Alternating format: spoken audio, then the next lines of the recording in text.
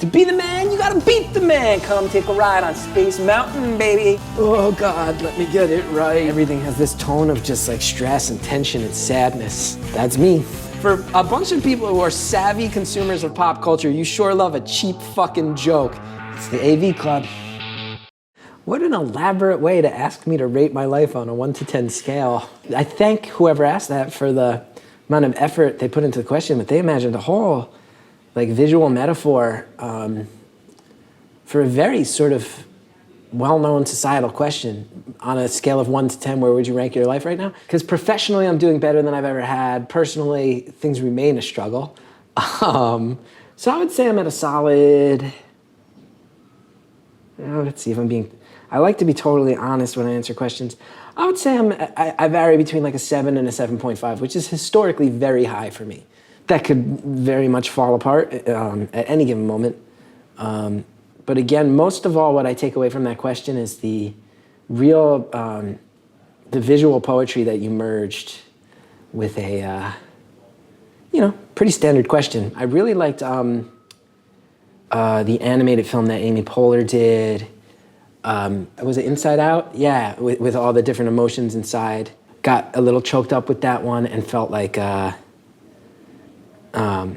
immediately felt like I wish I saw that when I was a kid, wish my parents saw that when I was a kid. As far as like having like constantly questioning everything and having a life crisis, my favorite film ever is Grosse Point Blank, which is an answer I bet is not experienced. I also have rambled so much about Grosse Point Blank. I think in interviews with the AV Club prior, I've had like long monologues about my love of that movie, but that is a movie that I think at its core is about someone who's falling apart, questioning everything, re-examining everything, wondering if all his life choices were wrong and incorrect. I remember when I first saw Bottle Rocket, Wes Anderson's Bottle Rocket, I thought it was so funny, but I kept watching it and I couldn't figure out why.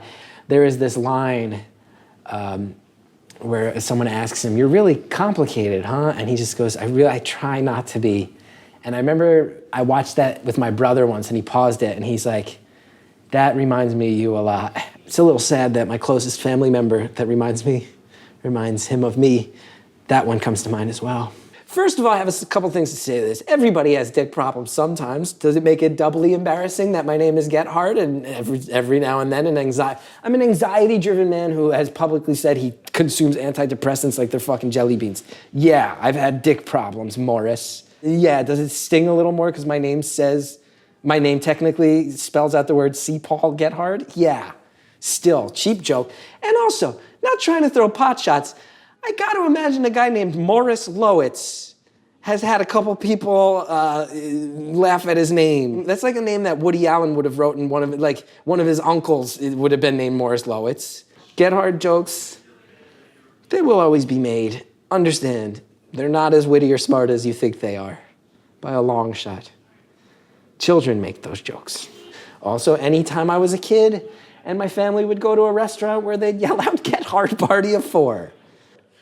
So yeah, Morris, good joke. It's been made before.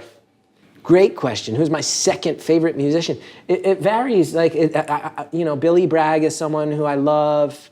Morrissey's my favorite, and then I'm naming a person who toured with the Smiths forever. There's a punk band called J Church that historically can't get enough of. Some people maybe know J Church out there, would be surprised because they're regarded as like a pretty good band from the 90s, pretty good punk band from their scene in the 90s. Really historic. I loved the album Love Is Dead by the Mr. T Experience when I was a kid. Current day, I really love Jeff Rosenstock's albums, and those are the ones that jump to mind. I'd started doing improv at UCB in 2000. Really haven't done it much since 2012 because I moved on to a storytelling-based stand-up career. And I have had already sensed some of the writing on the wall he had and had moved in that direction. I don't think Bob Odenkert's wrong. It's a way bigger scene than it used to. It's a lot harder to get attention there, especially since, there's a handful of stages we all know. Second City, UCB, Groundlings, where if you can get attention on those stages, that it can create a lot of momentum for you. It's really, really hard to get stage time there. I would tell my students, this is great. Also, think about other stuff. Think about written stuff. Improv is so beautiful because it's in the moment, and as an art form, it's incredible. And if you are someone who wants to just attack the art form of improv, it's one of the most beautiful things in the world when it goes well. When it goes bad, it's horrible. So if you're career-driven, hate to say it as somebody who spent my entire 20s completely obsessed with improv, at a certain point, you gotta move on. I don't think Bob Odenkirk was wrong with that one. Weirdly enough, Bob Odenkirk turns out very smart, savvy guy who thinks a lot about comedy and kind of senses the trends of it. I would say follow that advice if you want a career in comedy. But there's nothing wrong with doing art for art's sake either. You can still do it for the love of doing it. It's a beautiful thing. Me, I'm about that cash, baby. I moved on because I want that cash. Always. Recently switched from Verizon to Sprint because my wife and I went on a family plan. I'm about that cash. I don't do improv for free anymore. I go and do poorly attended college stand-up shows. I'm about that cash. I think most people who know my work would say I'm all about the cash. Here's the thing. The first 12 hours of the election special, I'm like, those were great, so fun. We had all these comedians in. It really wasn't the Chris Gethard show. It was, I just went on public access. I was like, there's so many cool young comedians in New York. I want to like put them up, do bits, mess around, take calls, and we'll all be together as we have this triumphant moment where America's first female president starts her joyous reign.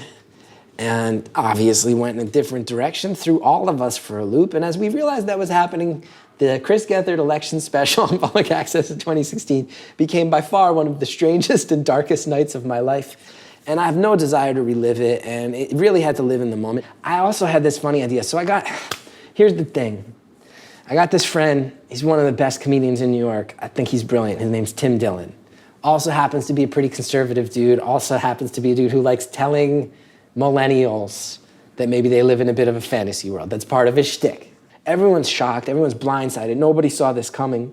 And then Tim Dillon walks in, very, very different tone than any of us expected. Felt bad that I asked Tim to walk into this environment where he did his thing and people reacted really, I would say borderline violently against it. Some fans of the show stormed the stage in a way that I thought was inappropriate, but were yelling at him, and that was on me to maybe not be a buffer zone as a host. It became a disaster. Everybody on the panel, all the comedians started fighting against each other, and it got really brutal and really dark. And both politically that night in my life, I have no desire to relive. Creatively, you know, I'm a big fan of things going off the rails. That's one of my favorite things, is when things go off the rails. This one went off the rails in a way that wasn't fun or funny. It got just very dark and sad and grim, and I just don't want to relive it, so we're never gonna post it. And it's under lock and key.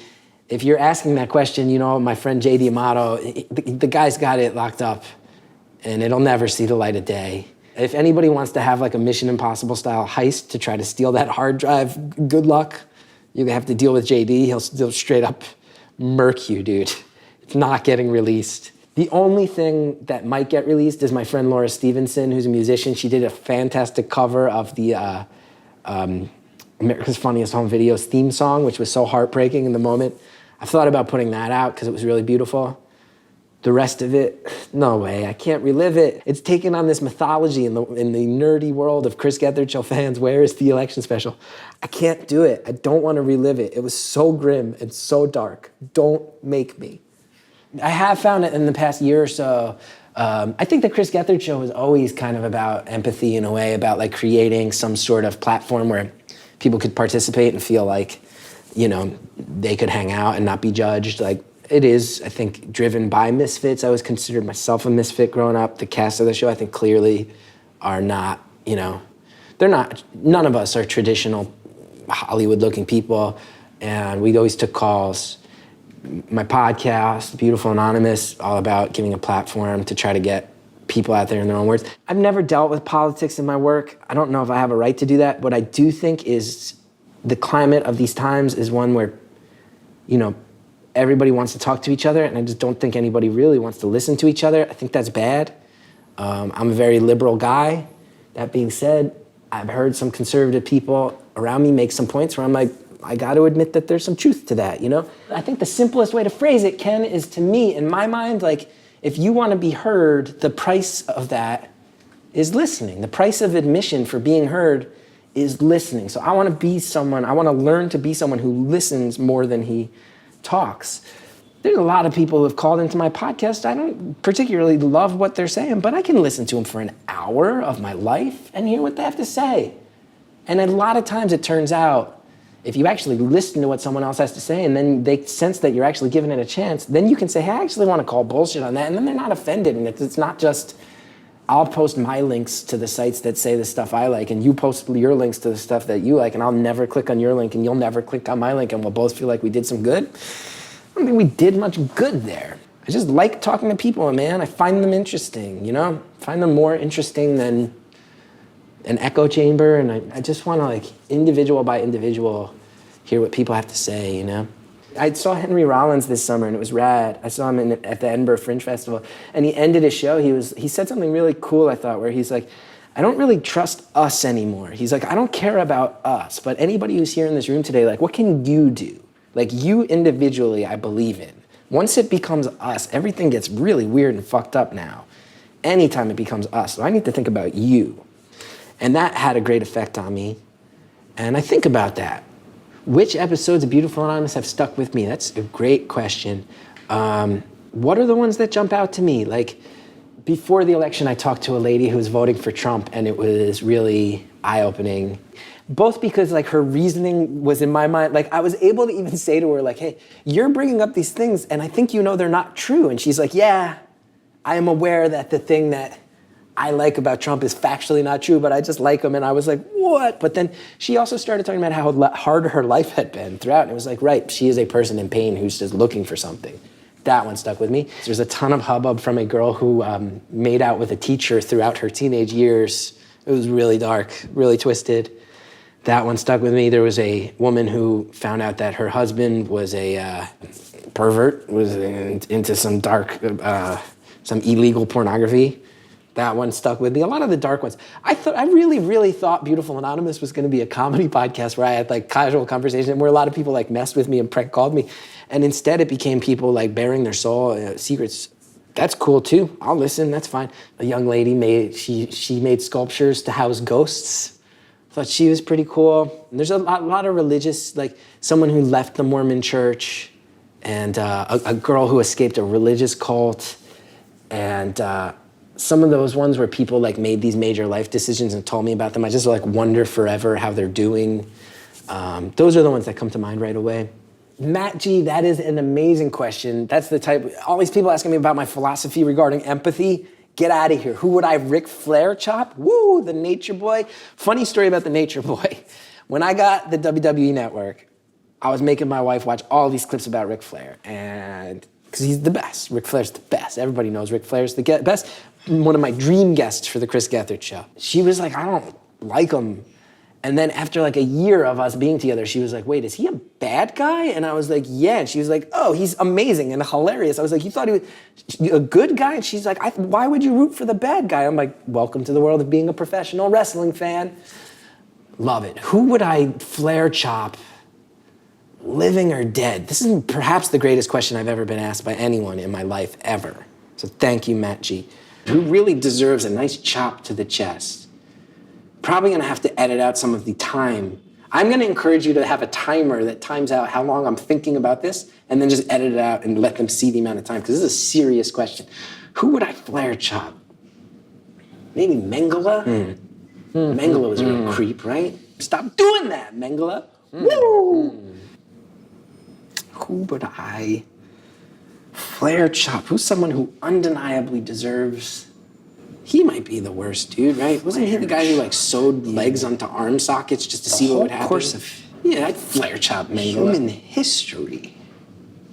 So I have to think about the entire course of human history and the most degrading move in pro wrestling. You know who else would be good to give a Flair chop to? Ric Flair. Montage rolling cuts to show how long I'm thinking, please. And who would be a good one? And then also, man, Dusty Rhodes. Dude. How do you deal with a breakup? I mean, you're asking the wrong dude, because historically I've never handled them well. It's funny also, someone's like smashing as many fucking plates as they can find. We clearly have to use the take where someone here at the AV Club office has just decided that anything glass should be broken right now. It's a weird way to behave. Is someone back there dealing with a breakup where they're just like, she doesn't love me anymore and I don't know why? I think with a breakup, here's the thing is I think at the end of the day, like dating is a nightmare, but it's also kind of fun. So you get a chance to go back in there. And also, like, if I may, you're saying you can't get over it and it's all consuming to you and it messes with your head. I would argue that there might be some level as to which that is maybe why you're being broken up with, is this intensity and this inability to just roll with the punches and be casual. So I would also say, like, learn from it. Every breakup, you can learn from it so that the next time you get in a situation, maybe let out a deep breath, putting it delicately. Someone who senses that intensity and senses that you're maybe dependent on the relationship maybe creates a little bit of a barrier, Connor. If you don't take it so intensely and you can just hold your head up high, maybe you'll enter the next relationship a little less intense, and that will come off as a little more confident and a little less dependent. And those are attractive qualities. And then you just mac it all. You clean up. And wherever you may live, you become known as a playboy, a Lothario, a ladies' man. Eventually, word spreads about you and you have to move to a whole new city. And then eventually what happens is a cool punk rock girl marries you and you don't know why and you feel insecure about it and you just thank God every day that she did. This is what happened for me. Jesus Christ. Oh no. I wish I never heard that question. Now I gotta think about this. They seem like neurotic, cute animals, but do they have knees? I don't want to know. I don't want to think. Now I need to know. I'm going to think about this.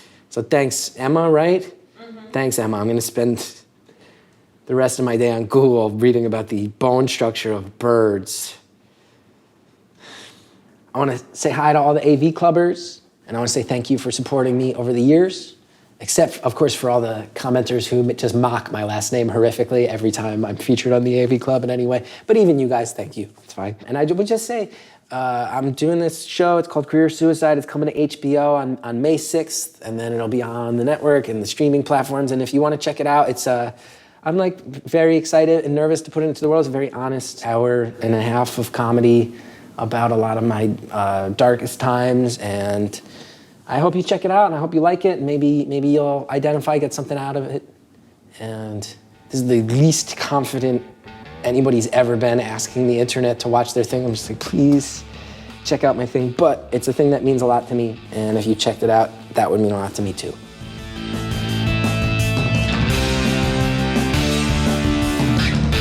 Every comment on this is just gonna be Gethard jokes, but it's pronounced Gethard for the record.